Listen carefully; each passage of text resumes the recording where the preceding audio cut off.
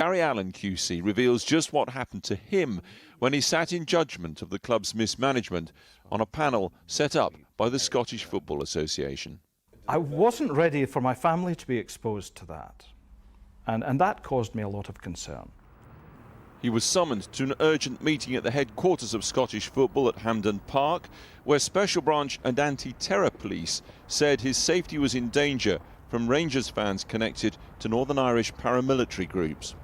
We were given a full briefing on mail handling.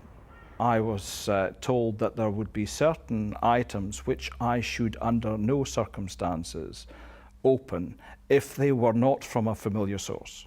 I was told that I should take the mail into the smallest secure room with the fewest windows, have the family somewhere else in the house whilst I opened the mail. He was briefed on bombs, razor blades contaminated with faeces, HIV or ricin. He should call the helpline and emergency services would come to him. Under no circumstances should he go to a surgery or hospital because of contamination fears. And at huge cost to the taxpayers, his house was under police surveillance 24/7 for several weeks. But as Rangers imploded this year, the activities of a small but violent minority widened way beyond Glasgow to the coast of Fife on the other side of Scotland. Starks Park in Kirkcaldy, home of Wraith Rovers. Earlier this year, a Wraith director was also part of that SFA panel which Gary Allen sat on. And when news of that became public, says club chairman Turnbull Hutton, all hell broke loose. We had a call from West Belfast and indicated that he knew who we were and to be careful. And then came the call from Fife Police. There has been a couple of guys have been lined up to torch the stadium. To burn it down? Yeah, yeah. A QC, a club chairman, but it doesn't stop there. Newspaper, Scottish TV and BBC journalists in Glasgow have had to call the police this year because of threats to their homes and families, to say nothing of their workplaces.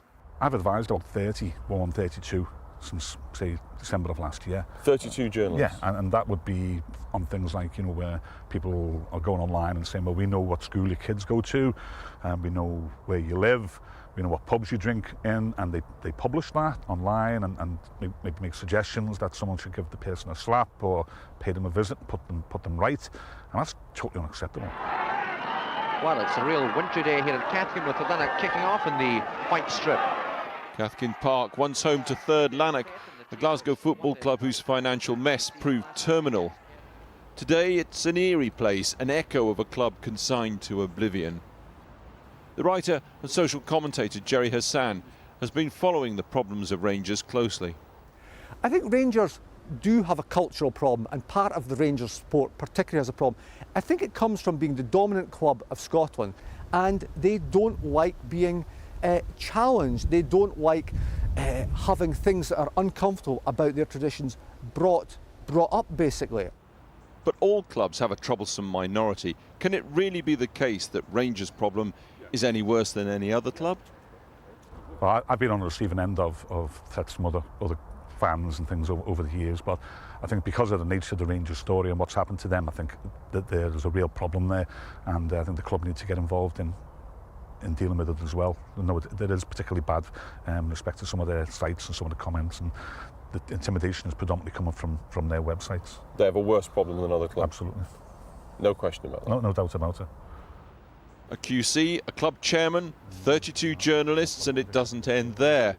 The editor of a factual book about Rangers this year expected a degree of controversy, but nothing like what would unfold. And I found a copy of the online broadcast in which the listeners had been told what my Twitter username was, and they had been suggested to them that they should contact me via Twitter and harass me.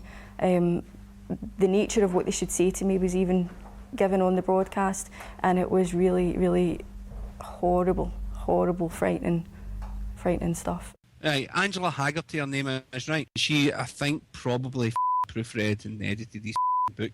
You see this bitch, get her tweeted like man, get her tweeted like she's a total not a piece of. There was personal details about me published online on blogs, where I live, even my age range, which was very specific. And you lived in a small place at the time. It's not like you're in Glasgow, right? No, it was a very small place. I think very small population. It would not be hard to find. So especially when you narrow it down by age range, name, you know, very specific details that were put out about me. Strathclyde